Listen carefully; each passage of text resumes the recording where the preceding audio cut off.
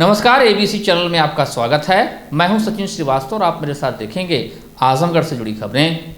आइए नजर डाल लेते हैं आज की खास खबरों पर। खबर के प्रायोजक हैं Sarvodaya public school, Harbanshpur, Azamgarh. Admission open. Classes nursery to 9th and 11th। Niswa girls inter college, Paharpur, Azamgarh. Admission open classes nursery to 11th। IIT और नीट की तैयारी। Paradise international school, Hirapatti, Azamgarh. Admission open. Play group 2 class 9 और लाइफस्टाइल फर्नीचर बेलानाडी, आजमगढ़। आजमगढ़ जिले के अतरौलिया थाना क्षेत्र में हुई मारपीट का वीडियो सोशल मीडिया पर तेजी के साथ वायरल हो रहा है। इस वीडियो में कुछ लोग कई महिलाओं को पीटते हुए नजर आ रहे हैं। वहीं मिली तहरीर के आधार पर पुलिस ने मुकदमा दर्ज कर लिया है। दरअसल मामला 30 जून 2024 का बताया जा रहा है। थाने पर दी गई तहरीर के मुताबिक राजकरण यादव पुत्र स्वर्गीय खदेरू, ग्राम भैरोपुर, पोस्ट कोयलसा, थाना अतरौलिया ने आरोप लगाया कि 30 जून को लगभग शाम 6 बजे जमीन से मिट्टी निकलवाने की बात को लेकर विपक्षियों द्वारा उनके परिवार को बुरी तरह से मारपीट कर घायल कर दिया गया। इसमें उनकी पत्नी व लड़कियों को काफी चोटें आई हैं। पीड़ित ने इस मामले में आरोपियों के गिरफ्तारी की मांग को लेकर बूढ़नपुर तहसील पर शिकायती पत्र सौंपा है। इस मामले को लेकर एसपी ग्रामीण चिराग जैन ने बताया कि लगभग 1 माह पूर्व 2 पक्षों में जमीनी विवाद को लेकर मारपीट हुई थी, जिसका वीडियो अब वायरल हो रहा है। मिली तहरीर के आधार पर पुलिस ने मुकदमा दर्ज कर लिया था। विवेचना के दौरान धारा 325 की बढ़ोतरी की गई है। साक्ष्य संकलन के आधार पर अग्रिम कार्रवाई की जा रही है। हमारा भाई साहब भतीजा हमारे औरत के बच्चों सब मार कर पैर टूट दिया औरत का। क्या नाम है उनका? उनका सब रामकरण नाम है। और उनका सब एक लड़का अजय नाम है। घर वो सब तुर्कीपुर के रहने वाले। मारपीट हुई है? क्यों मारे हैं? हमारे सब हमारे मकान बनवाए, मकान के बगल में उनके साथ जमीन है, वो सब भक्षण दे दिए जमीन और मकान के बगल सब मिट्टी निकलवा दिए और सब हम बाजार लटकाए हैं। तो सब सोचे साहब उसी अपनी बाजे के नीचे साहब छोटा सा जोड़वा दें ताकि साहब मिट्टी की साहब गिरे न मकान पर हमारे कोनो साहब दिक्कत न हो। इसीलिए सब बाजे के नीचे में सब खोद रहे थे। इतने भी सब लोग आए, साहब मारने पीटने लगे साहब हमारे परिवार। पुलिस जो कार्रवाई की है उससे आप संतुष्ट हैं? अभी साहब कोई सब लोग ऐसे घूम रहे हैं, साहब लोग फिर मारने के लिए धमकी दे रहे हैं, कहें आगे जाओगे फिर हम तुम्हारा और लोगों का पैर तोड़ देंगे। कोई कार्रवाई सही नहीं हुई है अभी साहब, मतलब वैसे सब घूम रहे हैं सब लोग। अच्छा जी, क्या चाहते हैं आप? सब कोई कार्रवाई साहब उचित हो। क्या कार्रवाई चाहते हैं? मतलब गिरफ्तारी? जी हाँ साहब, गिरफ्तारी। हमारे सब लड़कियों को सब तोड़ दिए, हमारे औरत का सब। किसको किसको चोट लगी है? हमारे साहब औरत का एकदम पैर टूट गया साहब। अच्छा जी। मेडिकल आप कराए हैं? हाँ साहब, मेडिकल हुआ। मेडिकल में क्या दिखाया? मेडिकल में सब पैर टूट गया है। फ्रैक्चर दिखा रहा? जी। अच्छा, इससे पहले भी उनको कोई मुकदमा वगैरह हुआ था? नहीं साहब, उसमें नहीं हुआ था। जिस दिन साहब लोग मारे थे उस दिन सुबह आई थी 112 नंबर, हमको उनको साहब ले गई थी थाने पे। वहाँ से थाने पर से हम लोग सब तहसील पर आए, जमानत कराकर सब हम घर गए और जमानत कराकर सब वो घर गए और घर गए साहब आकर तुरंत फिर से मारने पीटने लगे। हम लोग दरवाजे सब बैठे थे उसी दिन। हाँ उसी दिन कार्रवाई हुई थी। उसके बाद तुरंत साहब जमानत करवा के गए साहब, तुरंत मारने पीटने लगे हम लोगों को। घर में साहब घुस कर मारने लगे। 30 जून 2024 को थाना अतरौलिया पर एक सोशल मीडिया के माध्यम से एक वीडियो संज्ञान में आया, जिसमें 5-6 लोग आपस में लाठी डंडा से मारपीट कर रहे हैं। जिस वीडियो का तत्काल संज्ञान लेकर मुकदमा दर्ज किया गया। जो मजरूर थे उनको मेडिकल के लिए भिजवा दिया गया है। मेडिकल रिपोर्ट के आधार पर धाराओं की बढ़ोतरी भी की जा रही है। विवेचना चौकी इंचार्ज बुढ़नपुर द्वारा की जा रही है। जो भी साक्ष्य संकलन प्रकाश में आएंगे, जो भी तथ्य आएंगे, उनके आधार पर अग्रिम विधिक कार्रवाई की जाएगी। घटना का वजह क्या था? घटना का मतलब अभी तक घरेलू विवाद बताया जा रहा है, भूमि का विवाद बताया जा रहा है और इसके संबंध में और जानकारी के लिए जांच प्रचलित है। इसमें कितने लोग नियम किए गए हैं सर? इसमें एफआईआर में 3 लोगों को नेम किया गया है। गिरफ्तारी अभी नहीं हो पाई है, सारी प्रक्रियाएं चल रही हैं। जो भी धाराएं प्रकाश में आएंगी, बढ़ोतरी होगी, उनके आधार पर गिरफ्तारी की जाएगी। उन्नाव बस हादसे के बाद से मुख्यमंत्री योगी आदित्यनाथ ने सख्त रुख अख्तियार किया है। परिवहन विभाग के अधिकारियों को मुख्यमंत्री योगी ने 2 टूक निर्देश दिए हैं। कि भविष्य में प्रदेश की सड़कों पर डग्गामार या बिना परमिट कोई बस चलती मिली तो संबंधित अधिकारियों की खैर नहीं। उन्होंने स्पष्ट चेतावनी देते हुए कहा कि प्रदेश में चल रही सभी यात्री बसों और स्कूल बसों का परमिट, फिटनेस, इंश्योरेंस और ड्राइवरों की गहनता से जांच की जाए। और उसी क्रम में डॉक्टर RN चौधरी RTO प्रवर्तन द्वारा गुरुवार को पूर्वांचल एक्सप्रेस पर वाहनों की चेकिंग की। उन्होंने बताया कि चेकिंग के दौरान कोई बस तो नहीं मिली, लेकिन एक वाहन का चालान किया गया जिसका कि सीट बेल्ट खराब पाया गया। उन्होंने बताया कि लगभग 341 किलोमीटर लंबे पूर्वांचल एक्सप्रेस पर हादसे रोकने के लिए तमाम इंतजाम किए गए हैं। साथ ही हादसा होने की स्थिति में मौके पर ही इलाज की व्यवस्था भी की गई है। ऐसे में उनके द्वारा एम्बुलेंस का रिस्पांस टाइम चेक किया गया। 108 की एम्बुलेंस का रिस्पांस टाइम सही नहीं मिला।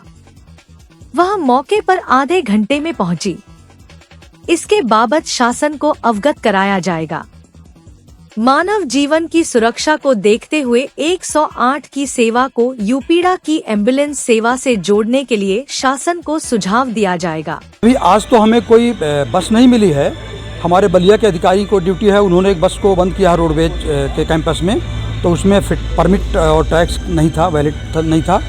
और हम लोगों ने पूर्वांचल एक्सप्रेस पे पर कोई बस नहीं मिली है, तो प्राइवेट वाहनों को भी जो सिक्योरिटी मेजर्स होते हैं उनको चेक किया है। एक गाड़ी का हमारे ट्रैफिक के अधिकारियों ने चालान किया, उनका सीट बेल्ट ही ख़राब था, खुल ही नहीं रहा था। दूसरा, हमने एम्बुलेंस का रिस्पांस टाइम भी चेक किया है, क्योंकि वो भी हमारा एक कंसर्न है कि जो घायल होते हैं उनको जल्दी समय से पहुंचाया जाए। तो हमको रिस्पांस टाइम जो मानक निर्धारित है उस समय में हमको एम्बुलेंस नहीं आई है, तो हम इसको भी ऊपर तक इस चीज़ को रखेंगे, स्वास्थ्य विभाग के निगाह में लाएंगे कि 30 मिनट में एम्बुलेंस हमको आई है। दूसरा कि हमने अभी यूपीडा के अधिकारियों से बात किया है, वो भी हैं यहाँ पर उपलब्ध हैं।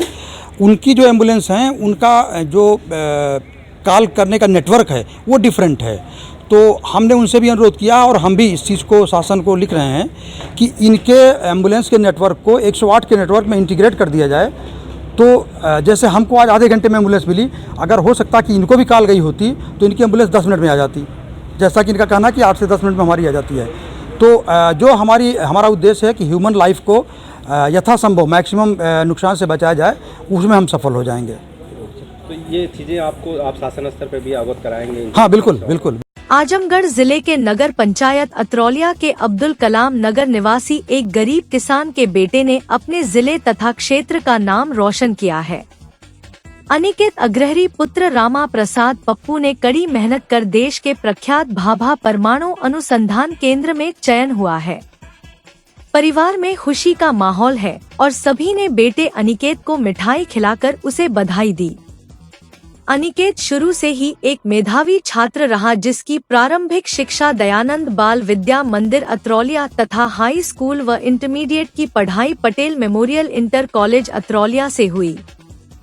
तत्पश्चात अनिकेत तैयारी करने के लिए एंट्रेंस एग्जाम के माध्यम से गवर्नमेंट पॉलिटेक्निक स्कूल उन्नाव से शिक्षा प्राप्त की और इलाहाबाद चला गया। कड़ी मेहनत की बदौलत अपने प्रथम प्रयास में ही यह सफलता अर्जित की। उसकी सफलता से परिजनों तथा क्षेत्र में खुशी का माहौल व्याप्त है और लोग घर पहुंचकर उसे बधाई दे रहे हैं। चाचा सियाराम अग्रहरी ने बताया कि परिवार बहुत ही गरीबी से गुजरा है। 3 भाइयों में सबसे छोटा अनिकेत अपनी मेहनत के बदौलत इस मुकाम को हासिल किया। अनिकेत ने मुंबई स्थित भाभा परमाणु अनुसंधान केंद्र का एग्जाम दिया और एग्जाम देने के बाद आए रिजल्ट में उसकी दुनिया ही बदल दी। परिवार में खुशी का माहौल है और सभी ने बेटे अनिकेत को मिठाई खिलाकर और फूल माला पहनाकर भाभा परमाणु अनुसंधान केंद्र में चयन होने पर बधाई दी। अनिकेत के पिता रामा प्रसाद पप्पू अग्रहरी एक प्राइवेट नौकरी करते हैं और बच्चों को सच्ची राह पर चलने के लिए लगातार प्रोत्साहित करते हैं। कड़ी मेहनत और लगन से उन्होंने अपने बच्चों को अच्छी शिक्षा के साथ साथ अच्छे संस्कार भी दिए हैं। अनिकेत ने इस सफलता का श्रेय अपने परिवार को दिया और उन्होंने कहा कि जिस तरह से परिवार ने मुझे अच्छी परवरिश दी और इस मुकाम तक मुझे पहुंचाया, मुझे गर्व है अपने परिवार पर। उन्होंने कहा कि शुरुआत में मुझे काफी चुनौतियों का सामना करना पड़ा, लेकिन मेरा यह संकल्प था कि मुझे यहाँ से निकलकर अपने गांव, अपने घर, अपने लोगों के लिए कुछ करना है। बस इसी दृढ़ संकल्प के बदौलत मैं आज इस मुकाम को हासिल किया। बेटे की इस सफलता पर माता सुनीता देवी काफी प्रसन्न है। मुझे यह सूचित करते हुए बहुत ही हर्ष का अनुभव हो रहा है कि हमारे समाज क्या इस पूरे क्षेत्र के लिए एक गौरव की बात है कि भाभा एटॉमिक रिसर्च सेंटर, जो पूरे भारतवर्ष में अपनी समर्पण और कर्तव्य निष्ठा के लिए जाना जाता है, उसमें जिसमें मात्र 60 सीटें थी और पूरे भारतवर्ष से 15,000 लोगों ने आवेदन किया था। उन 60 सीटों में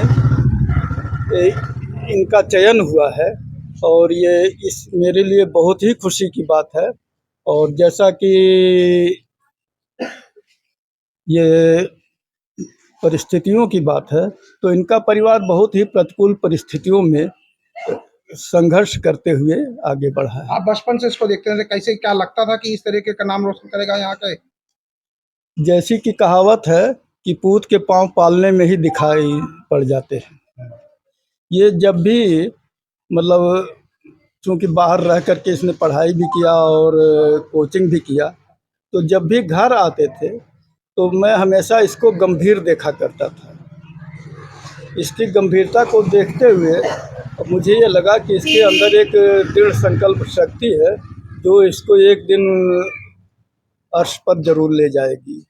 और यह जान करके मुझे बहुत ही खुशी हुई कि भाभा एटॉमिक रिसर्च सेंटर में इसकी वैज्ञानिक के पद पर नियुक्ति हुई है, जो पूरी दुनिया में अपने उसके लिए जाना जाता है।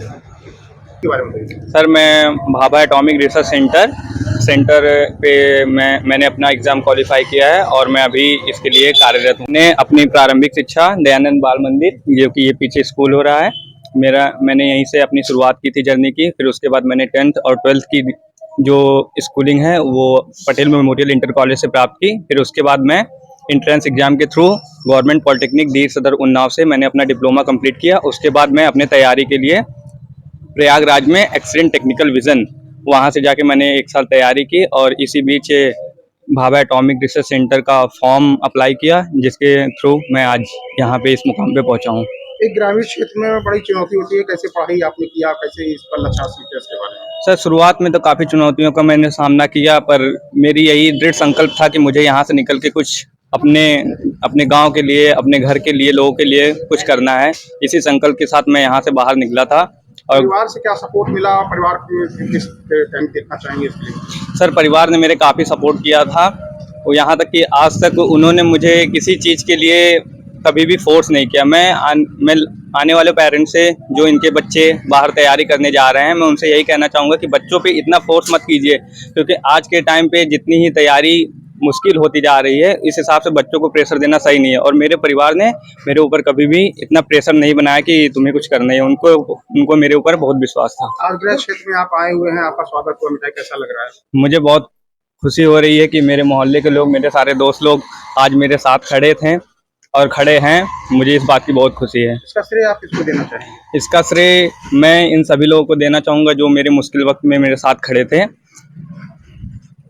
पुलिस अधीक्षक आजमगढ़ हेमराज मीना के द्वारा साइबर अपराधियों के विरुद्ध चलाए जा रहे अभियान के क्रम में विवेक त्रिपाठी, अपर पुलिस अधीक्षक अपराध के पर्यवेक्षण, और शुभम अग्रवाल, सहायक पुलिस अधीक्षक अपराध के नेतृत्व में साइबर क्राइम थाना आजमगढ़ द्वारा फर्जी पीएम किसान ऐप्स को डाउनलोड कराकर वादी को प्रति वर्ष 6,000 रुपए देने के नाम पर धोखाधड़ी का साइबर थाना आजमगढ़ द्वारा अनावरण एवं 1,05,000 रुपए की बरामदगी की गई।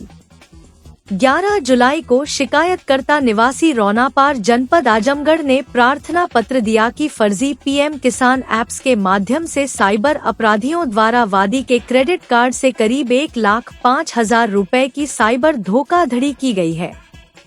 सूचना के आधार पर तत्काल कंप्यूटर ऑपरेटर मेराज अनवर द्वारा जांच प्रारंभ की गई। कार्यवाही उक्त अपराध के सफल अनवारण, अभियुक्तों की गिरफ्तारी फ्रॉड हुए पैसे की रिकवरी हेतु तकनीकी संसाधनों का प्रयोग करते हुए कंप्यूटर ऑपरेटर मेराज अनवर द्वारा तत्काल क्रेडिट कार्ड में 1,05,000 रुपए वापस कराया गया। शिकायतकर्ता द्वारा साइबर क्राइम थाना आजमगढ़ द्वारा किए गए कार्य की सराहना की गई एवं कूटरचित पीएम किसान ऐप से पैसे मिलने के नाम पर ठगी हुए 1,05,000 रुपए वापस मिलने पर आभार जताया। साइबर अपराधियों द्वारा फर्जी पीएम किसान ऐप्स को डाउनलोड कराया जाता है व जन सामान्य व्यक्तियों को प्रति वर्ष 6,000 रुपए देने का लालच दिया जाता है। जब व्यक्ति पीएम किसान ऐप्स को इंस्टॉल करता है तो उसका मैसेज ऑटोमेटिक साइबर अपराधियों के नंबर पर फॉरवर्ड हो जाता है। उसके बाद साइबर अपराधियों द्वारा वादी के मोबाइल नंबर से ही फ्लिपकार्ट, अमेज़न या शॉपिंग वेबसाइट पर लॉगिन किया जाता है और उसका ओटीपी साइबर अपराधियों को मिल जाता है, क्योंकि पीएम किसान ऐप्स इंस्टॉल करने पर मैसेज ऑटोमेटिक साइबर अपराधियों के नंबर पर फॉरवर्ड हो जाता है। साइबर अपराधी गिफ्ट कार्ड या सामान खरीदते हैं और फ्रॉड करते हैं। दिनांक 11 जुलाई 2024 को एक प्रार्थना पत्र प्राप्त हुआ जिसमें फर्जी पीएम किसान ऐप के माध्यम से एक व्यक्ति को करीब 1,05,000 रुपये का फ्रॉड किया गया, जिसमें जब पता किया गया और ट्रेस किया गया तो यह ज्ञात हुआ इन ऐप के माध्यम से automatic message forwarding service activate होती है, जिसमें जो भी मैसेज आपको प्राप्त होता है वह अपराधी को फॉरवर्ड हो जाता है। इसके तहत जब वो लॉगिन करते हैं तो जो ओटीपी आपके मोबाइल पे आता है वो उनके पास आ जाता है और आपके अकाउंट में वो लॉगिन करके अलग अलग परचेजिंग कर लेते हैं अलग अलग ऐप्स के माध्यम से, जैसे फ्लिपकार्ट, अमेज़ॉन एक्सेट्रा। इस वजह से करीब 1,05,000 का जो फ्रॉड हुआ था वह हमने रिकवर कराया और आगे की कार्रवाई अभी पेंडिंग है, जिसमें अपराधियों को पकड़कर जो भी विधिक कार्रवाई होगी वो सुनिश्चित की जाएगी। मंडलायुक्त मनीष चौहान ने बृहस्पतिवार को पूर्वाह्न में लगभग 11 बजे आरटीओ सहायक संभागीय परिवहन अधिकारी कार्यालय का औचक निरीक्षण किया।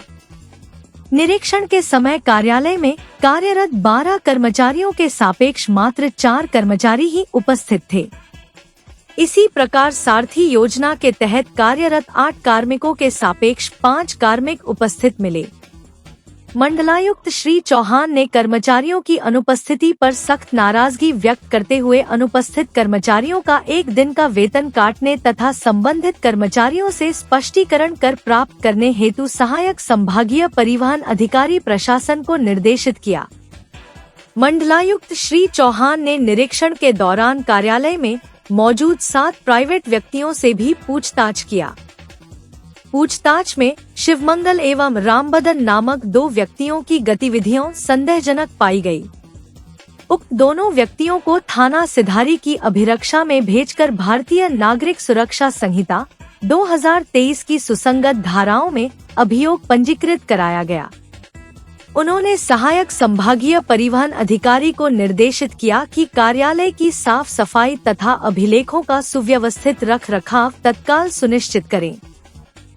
मंडलायुक्त ने यह भी निर्देश दिया कि कार्यालय में आने वाले सामान्य नागरिकों से मृदु व्यवहार किया जाए तथा कार्यालय परिसर में अवांछनीय तत्वों और दलालों के प्रवेश को सख्ती से निषेध किया जाए। गुरुवार को जिलाधिकारी विशाल भारद्वाज ने अपने साप्ताहिक भ्रमण कार्यक्रम के अंतर्गत विकास खंड मोहम्मदपुर के रानीपुर रजमो में गौ आश्रय स्थल का निरीक्षण किया। निरीक्षण के दौरान जिलाधिकारी ने खंड विकास अधिकारी मोहम्मदपुर को गौशाला में कराए गए विस्तारित कार्य के संबंध में आवश्यक निर्देश दिए। जिलाधिकारी ने पशुओं की संख्या, पशुओं के रखरखाव, पशुओं के चारे की व्यवस्था सहित अन्य व्यवस्थाओं के संबंध में जानकारी ली और उससे संबंधित आवश्यक सुझाव भी दिए। उन्होंने गौशाला में स्टॉक रजिस्टर का अवलोकन किया तथा हरे चारे, भूसे की उपलब्धता एवं पशुओं को पशु आहार दिए जाने के संबंध में जानकारी लिया। इस दौरान जिलाधिकारी ने गौशाला में नवजात गोवंश एवं उसकी मां को तिलक लगाकर एवं माल्यार्पण कर सम्मान किया तथा उन्हें गुड़ व केला खिलाया। इसके साथ ही उन्होंने अन्य गोवंश को भी गुड़ और केला खिलाया। जिलाधिकारी ने नवीन निर्माणाधीन गौशाला के अंदर पशु जहां खड़े होते हैं वहां पर नाली बनाने के निर्देश दिए। जिससे कि पशुओं के पैरों में गंदे पानी न लगे। निरीक्षण के उपरांत जिलाधिकारी द्वारा गौशाला में वृक्षारोपण किया गया तथा वृक्षों के किनारे जाली लगाने के निर्देश दिए। इसके साथ ही जिलाधिकारी ने रानीपुर रजमो में चकबंद निर्माण कार्य का स्थलीय निरीक्षण किया एवं आवश्यक दस्तावेजों का अवलोकन किया। जिलाधिकारी ने कार्य कर रहे मजदूरों से कार्य के संबंध में, भुगतान आदि के संबंध में जानकारी लिया। इसके पश्चात जिलाधिकारी ने प्राथमिक विद्यालय सरसेना खालसा शिक्षा क्षेत्र मोहम्मदपुर का निरीक्षण किया। निरीक्षण के दौरान कक्षाओं में जाकर जिलाधिकारी ने बच्चों से ड्रेस, मिड डे मील के संबंध में एवं पढ़ाई आदि के संबंध में पूछा। इसके साथ ही जिलाधिकारी ने विद्यालय के किचन का निरीक्षण किया। उन्होंने किचन में दाल की गुणवत्ता को चेक किया तथा किचन में सफाई बनाए रखने हेतु निर्देश दिए। उन्होंने कहा कि विद्यालय में बच्चों को निर्धारित मेनू के अनुसार ही मिड डे मील उपलब्ध कराया जाए। निरीक्षण के उपरांत जिलाधिकारी द्वारा प्राथमिक विद्यालय परिसर में भी वृक्षारोपण किया गया। उनके निरीक्षण के दौरान खंड विकास अधिकारी डॉक्टर आराधना त्रिपाठी, पशु चिकित्सक एवं अन्य संबंधित अधिकारी कर्मचारी उपस्थित रहे। आजमगढ़ शहर में बुधवार की रात में 10वीं मुहर्रम पर नगर के विभिन्न इलाकों में गाजे बाजे के साथ अखाड़े निकाले गए। देर रात तक युवकों ने लाठी और अन्य उपकरणों से अपने हैरतअंगेज कारनामे दिखाए। शहर के कुंदीगढ़ और जामा मस्जिद का साथ में निकला अखाड़ा पुरानी सब्जी मंडी होते हुए मुख्य चौक पहुंचा, जबकि पहाड़पुर और कोट किला का अखाड़ा तकिया होते चौक पहुंचा। यहां पर युद्ध कला का प्रदर्शन किया गया। अखाड़ों के साथ ताजिए भी चल रहे थे। देर रात को सभी ताजियों को बदरका करबला मैदान में दफनाया गया। देर रात तक जगह जगह कड़ी सुरक्षा व्यवस्था थी और भारी पुलिस बल को तैनात किया गया था। इससे पूर्व हजरत इमाम हुसैन की शहादत की याद में शिया समुदाय द्वारा मनाए जाने वाले मुहर्रम की 10वीं पर बुधवार को ताजिया जुलूस निकालकर मातमपुरशी करते हुए करबला में ताजिया दफन किया गया। इस दौरान भारी संख्या बल में पुलिस फोर्स मौजूद रही। आजमगढ़ शहर के अलावा सिधारी, मुबारकपुर, जहानागंज, कोटिला व आसपास के क्षेत्र में मुहर्रम के जुलूस निकाले गए। कई जगह रोड पर सुरक्षा व्यवस्था के मद्देनजर यातायात डायवर्जन किया गया था।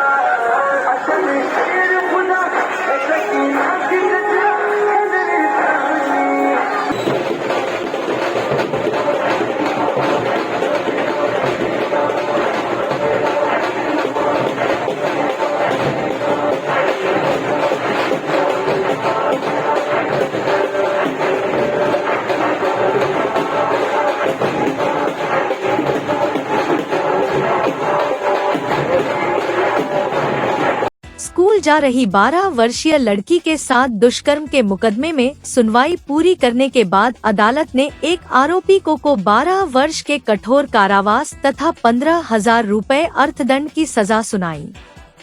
यह फैसला पोक्सो कोर्ट के जज राम नारायण ने गुरुवार को सुनाया। अभियोजन पक्ष के अनुसार तरवा थाना क्षेत्र की रहने वाली 12 वर्षीय पीड़िता 5 अगस्त 2017 को सुबह 9 बजे स्कूल जा रही थी। तभी परमानपुर बाजार के पास राधेश्याम गौड़ निवासी अहिरौली थाना तरवा ने पीड़िता को बहला फुसलाकर अपने गाड़ी में बिठा लिया और अनजान जगह ले जाकर पीड़िता के साथ दुष्कर्म किया। राधेश्याम गौड़ लगभग 3 बजे पीड़िता को धमकाते हुए उसी बाजार में छोड़ दिया। इस मामले में पुलिस ने जांच पूरी करने के बाद आरोपी के विरुद्ध चार्जशीट न्यायालय में प्रेषित किया।